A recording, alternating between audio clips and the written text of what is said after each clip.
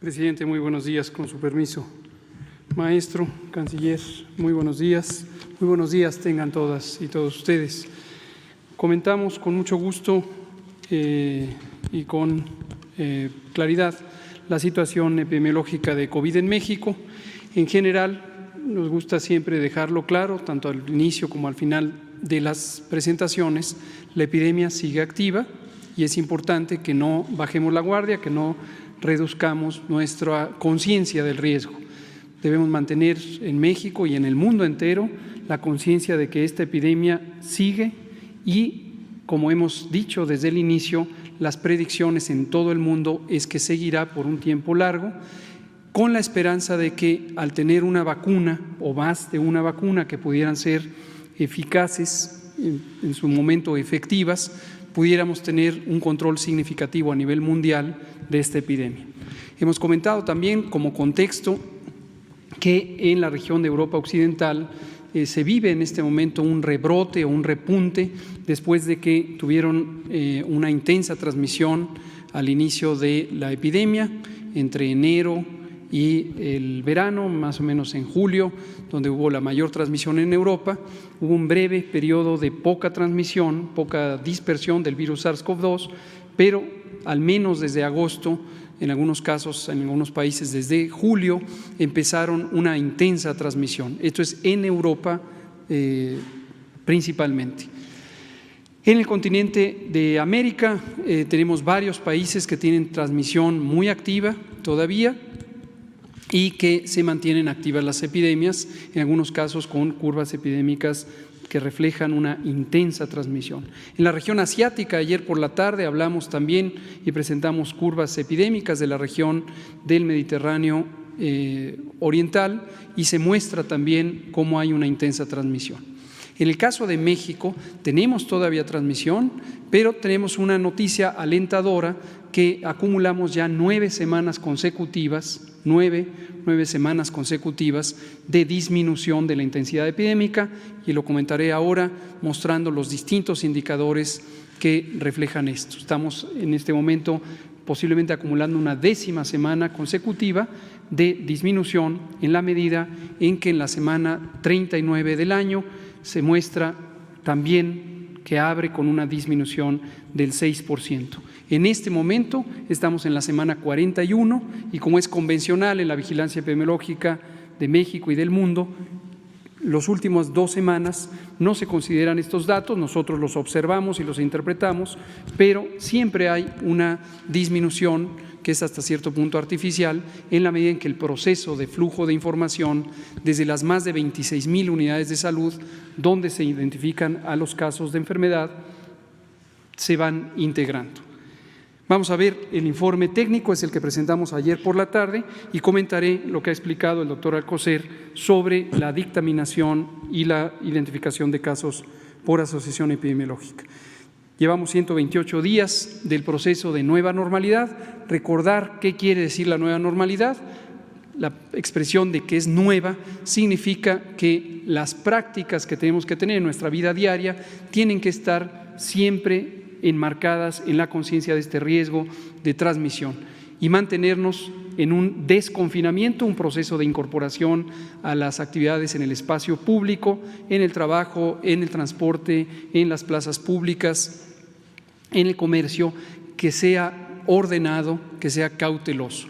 Para eso, desde el 1 de junio, utilizamos el semáforo de riesgo COVID, con el que el Gobierno de México le comunica con una metodología estandarizada, trazable, rigurosa, técnica, científica, a las autoridades estatales de salud, que son los gobiernos estatales, le comunica cuál es el riesgo estimado de COVID. Y cada autoridad sanitaria estatal va disponiendo de medidas administrativas para este desconfinamiento. Y por lo tanto, todos los 32 gobiernos estatales tienen una responsabilidad de ir ejecutando estas acciones de una manera muy cuidadosa. Ya se ha visto éxito en la disminución de la transmisión y también compartimos, además del gusto de que la población de México es la protagonista principal al mantener apego a estas medidas de precaución, desde luego el reconocimiento a los 32 gobiernos estatales, quienes han tenido estas acciones muy juiciosas, muy cautelosas.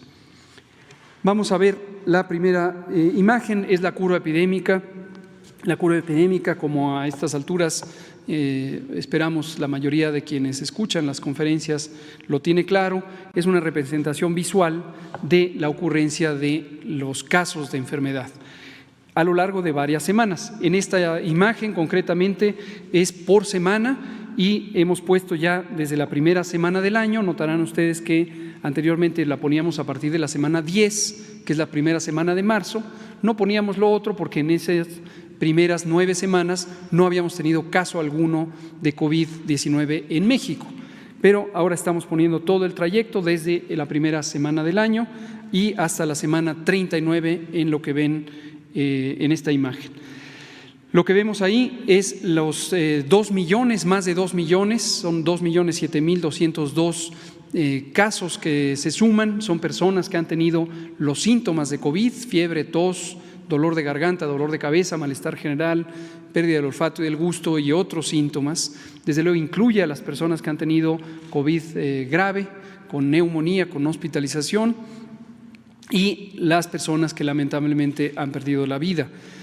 Ahora, se clasifican, como se puede ver por colores en la gráfica, los que están en color verde resultaron negativos, se les hicieron pruebas de laboratorio y no tuvieron indicaciones de que estuvieran infectados por el virus SARS-CoV-2. Los síntomas pueden ser causados por otras varias enfermedades respiratorias. Lo que está en la parte baja de la diapositiva, estas líneas de color ocre o marrón claro, son los casos que fueron confirmados directamente por laboratorio. Y ahorita hablaremos de las otras modalidades de confirmación.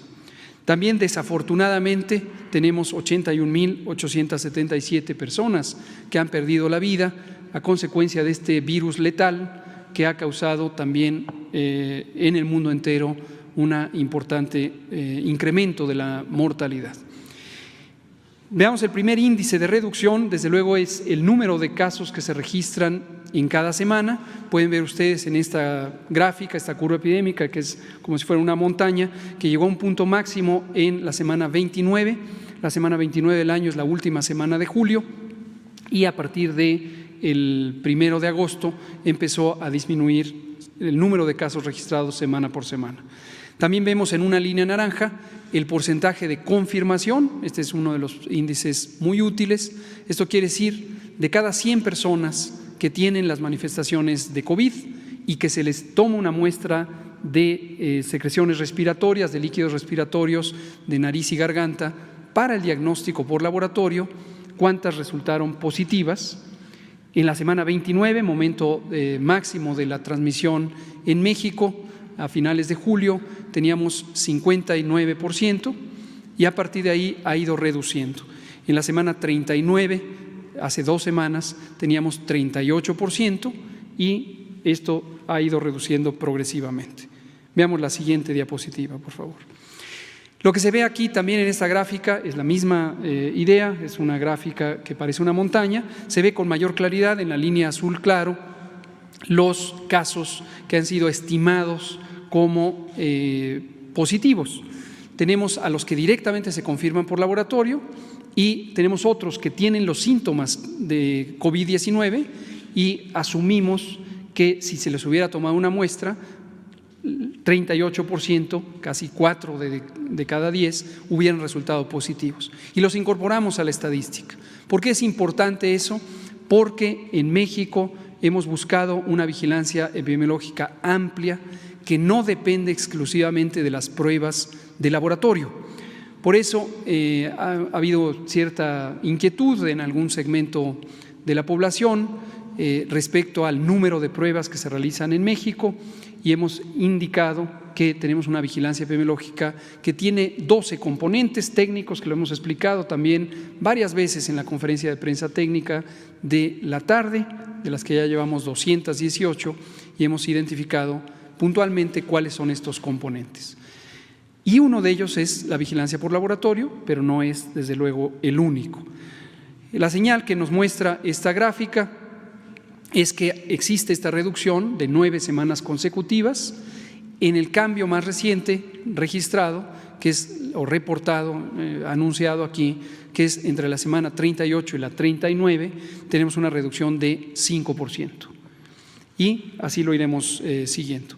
Vemos en este recuadro verde que está en la diapositiva, que nos habla de los casos activos, 34.915 casos activos estimados, que representan 4% de todos los que se han acumulado y son los que ocurrieron en los últimos 15 días. También varias veces hemos comentado la importancia de tener claro la diferencia de los casos que se suman desde el inicio de la epidemia, tanto en México como en el mundo, respecto a los casos que están activos.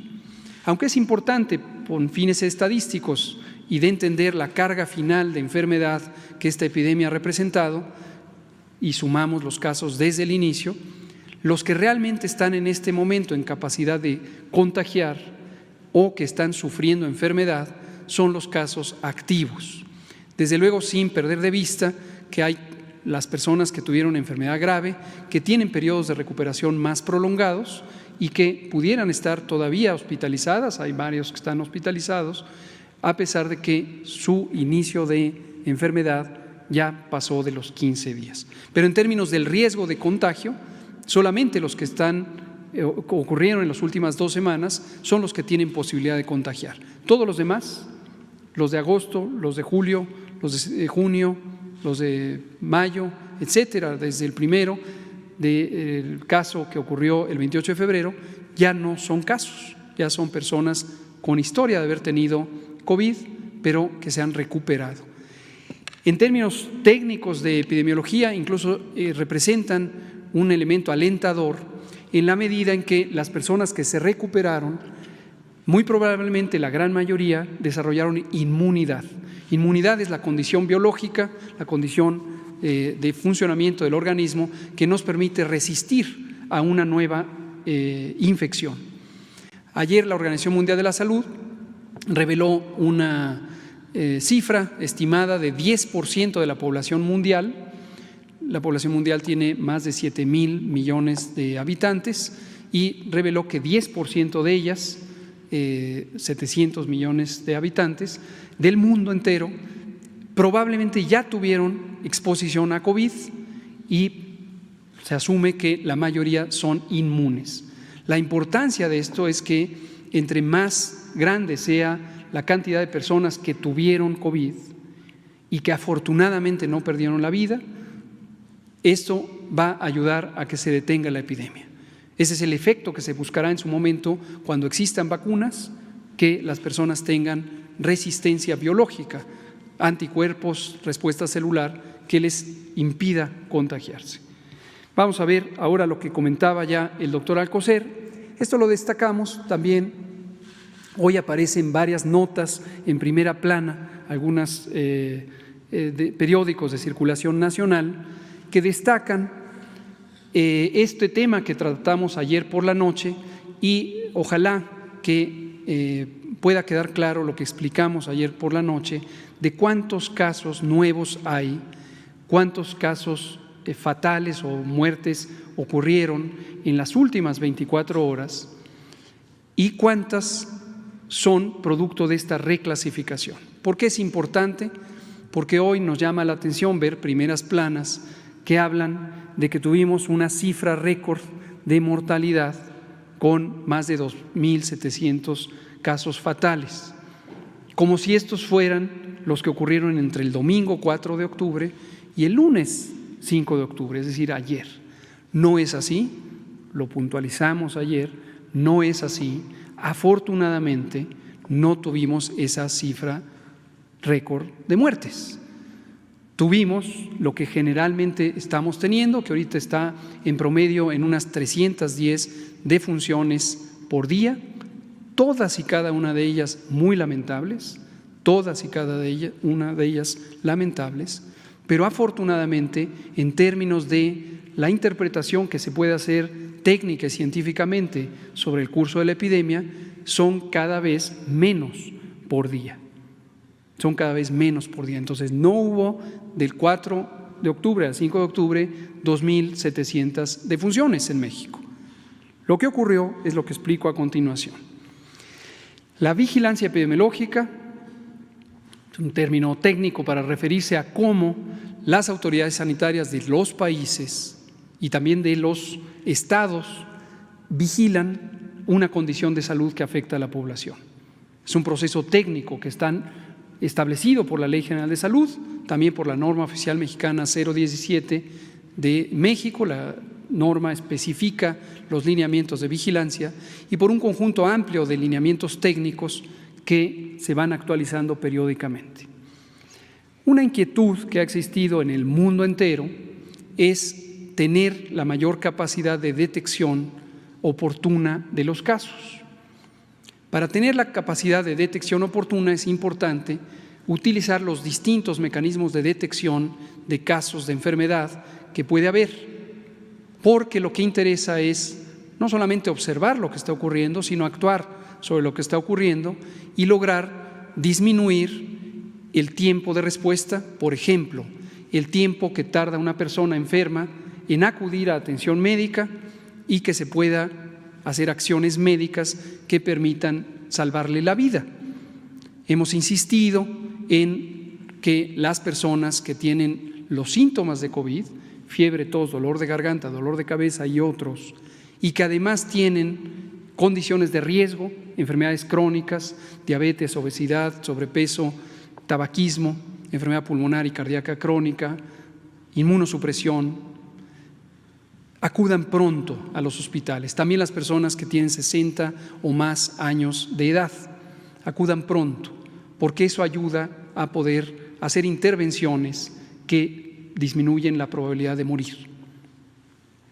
También es importante detectar a las personas enfermas en su comunidad y para ello hay brigadas, hay grupos de trabajo técnico en las entidades federativas que dependen de las secretarías estatales de salud y que están realizando actividades de detección en comunidad.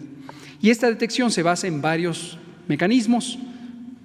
Uno de ellos es el realizar pruebas de laboratorio, pero otro muy importante es el entrevistar a las personas.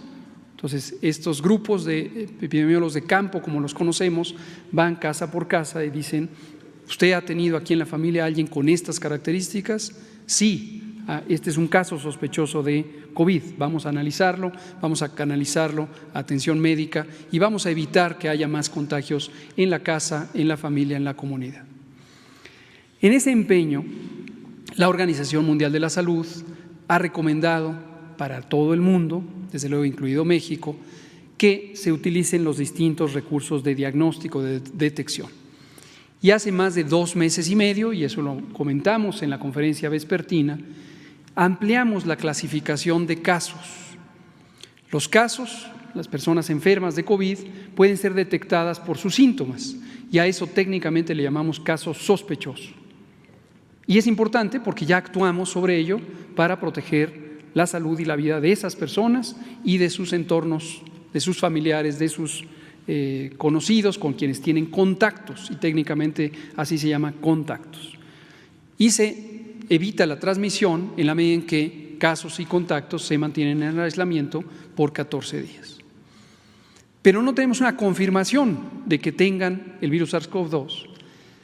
La podemos tener si se le toma una muestra de los líquidos respiratorios, se procesa en el laboratorio y el laboratorio nos dice: existe el virus SARS-CoV-2. Pero eso es insuficiente, es importante ampliar a todas las otras posibilidades. Y aquí presentamos justo 2 de ellas. Una es el caso que se confirma por asociación epidemiológica. Parece un tema técnico, pero es importante que el público lo conozca. ¿Qué quiere decir eso?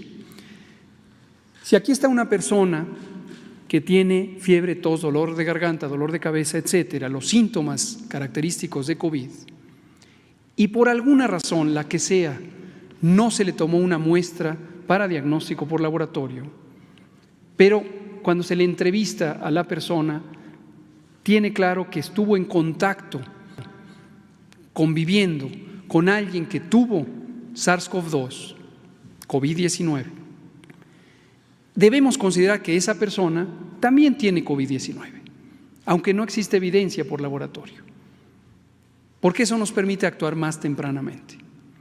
Como se ve en la diapositiva, está la definición de caso confirmado por asociación epidemiológica. Asociación epidemiológica es exactamente eso. Si existe la identificación del contacto con alguien que tuvo COVID-19. Esto, como dije, hace más de 2 meses y medio, ajustamos la definición operacional de caso para ampliar la capacidad de detección. Ese es el propósito. En México y en el mundo, muchos países lo hicieron en su momento.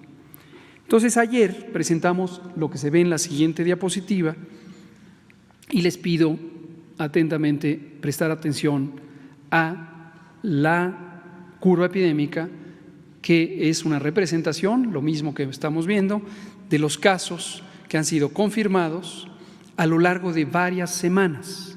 Cada una de esas columnas representa la suma de casos registrados o que ocurrieron en las distintas semanas. Y la gráfica empieza en la semana 1, el 1 de enero, y está hasta la semana 39.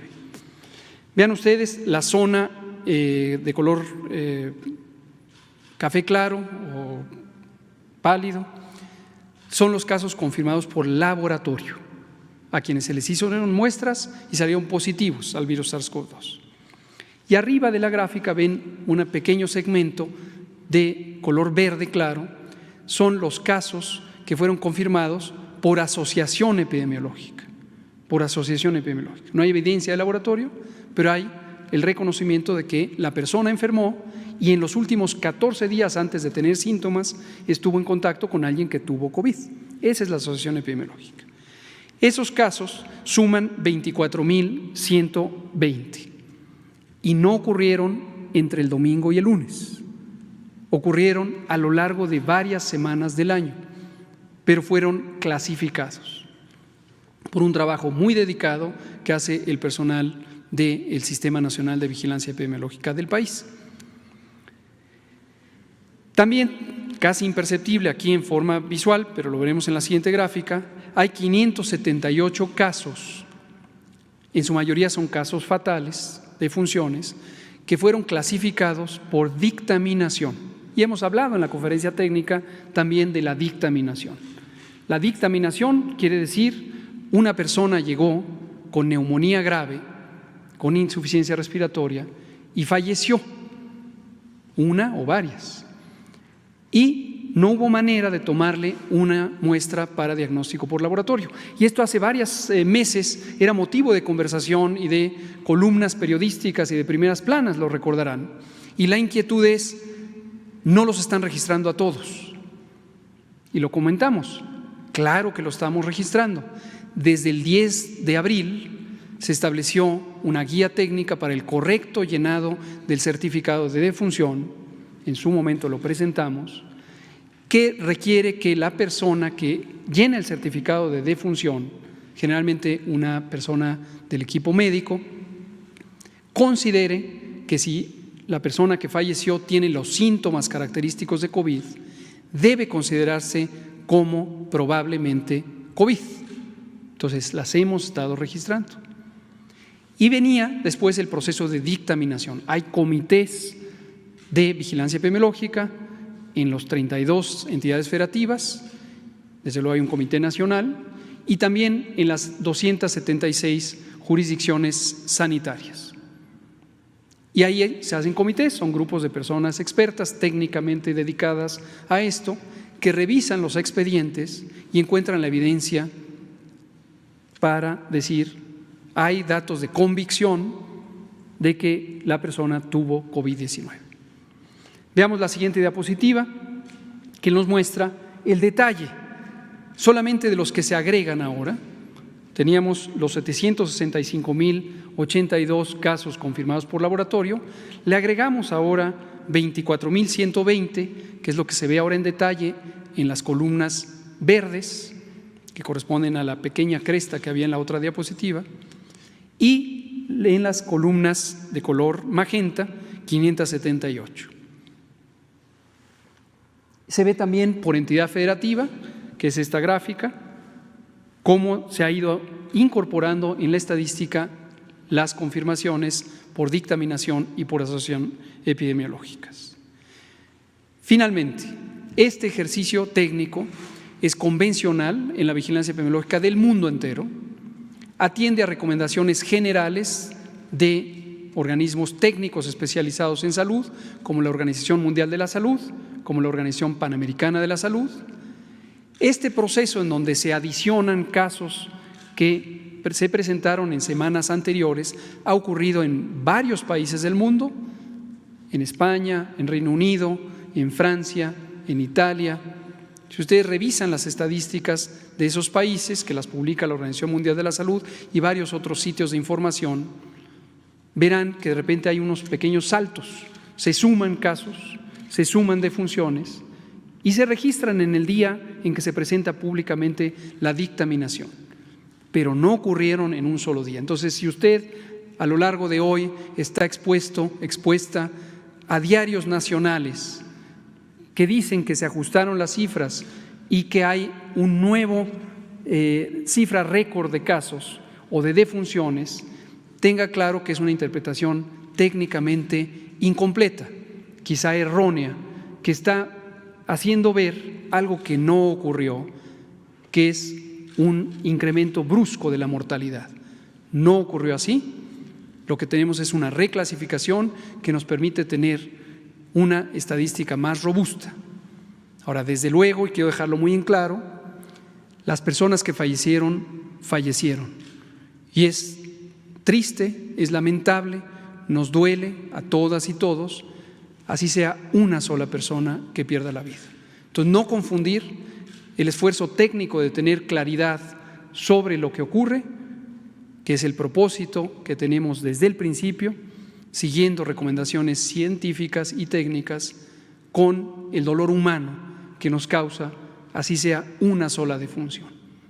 Pero como indistintamente a veces en los medios de comunicación y otras expresiones públicas, por ejemplo en las redes sociales, se mezclan estas dos ideas, queremos dejarlo muy en claro.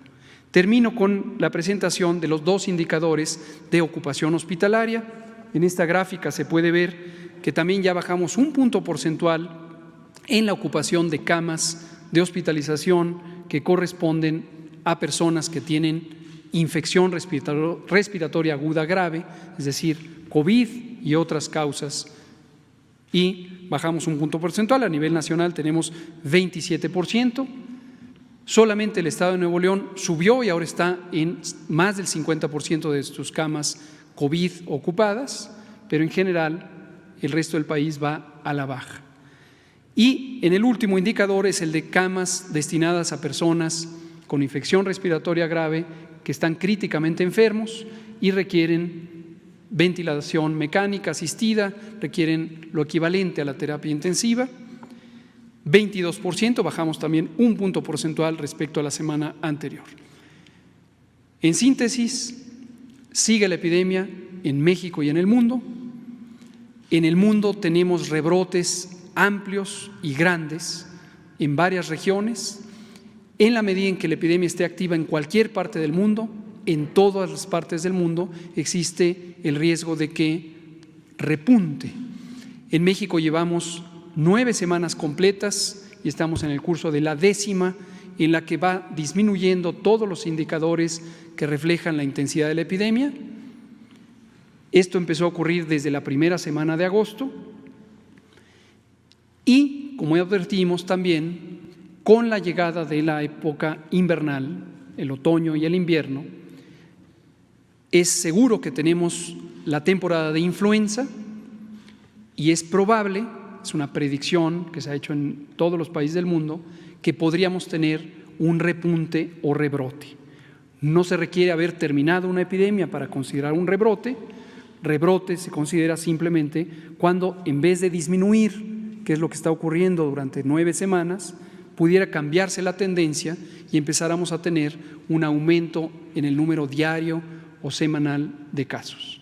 Por lo tanto, hay que seguir con las precauciones, hay que seguir con un desconfinamiento ordenado, lento, guiado por la evidencia y mantener las precauciones generales, la sana distancia a 2 metros de todas las demás personas, usar el cubrebocas, en particular en espacios públicos cerrados, donde no es posible mantener la sana distancia, lavarnos las manos. Si tenemos síntomas, no salir a la vía pública, excepto que se trate de personas con alto riesgo de complicarse, mayores de 60 años de vida, con enfermedades crónicas. No se espere. Por favor, vaya al hospital lo más pronto posible. Si usted tiene más de 60 años de edad, alguna enfermedad crónica y presenta los síntomas de COVID: fiebre, tos, dolor de garganta, dolor de cabeza, malestar general. Muchas gracias, presidente.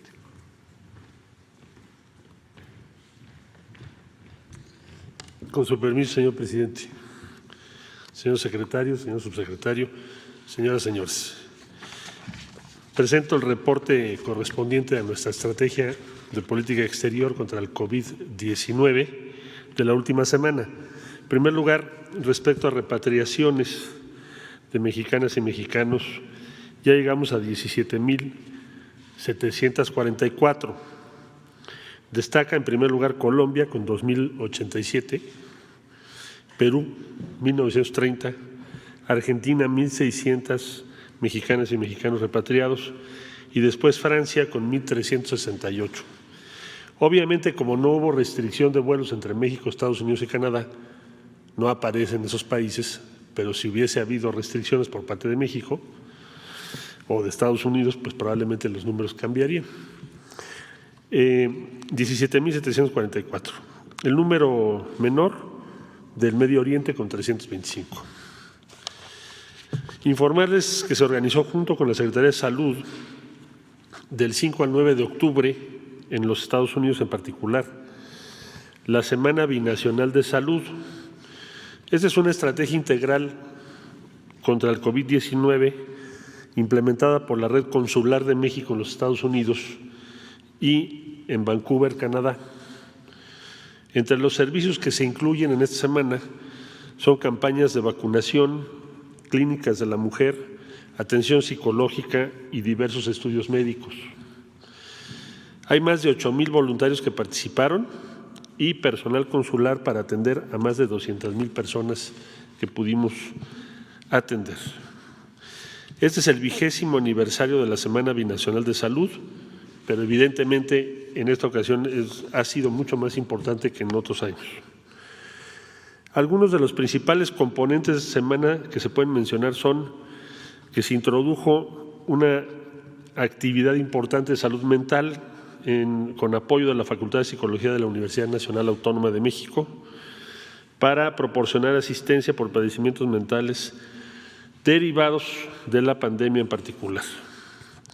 Participaron los Centros para el Control y la Prevención de las Enfermedades de Estados Unidos, el Departamento de Salud Pública de los Estados Unidos, cosa que agradecemos, así como las Escuelas de Salud y Políticas Públicas del Sistema de Universidades de California.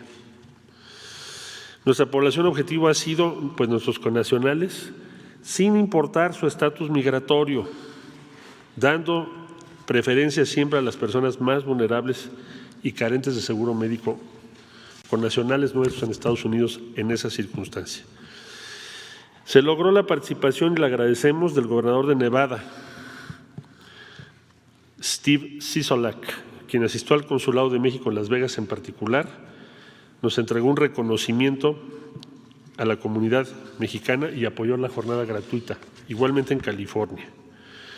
Las ventanillas de la salud, que también se trabajan en coordinación con la Secretaría de Salud en todos los consulados de México en los Estados Unidos, están trabajando pruebas gratuitas de COVID-19 y ahora la campaña de vacunación contra la influenza, que nos preocupa mucho.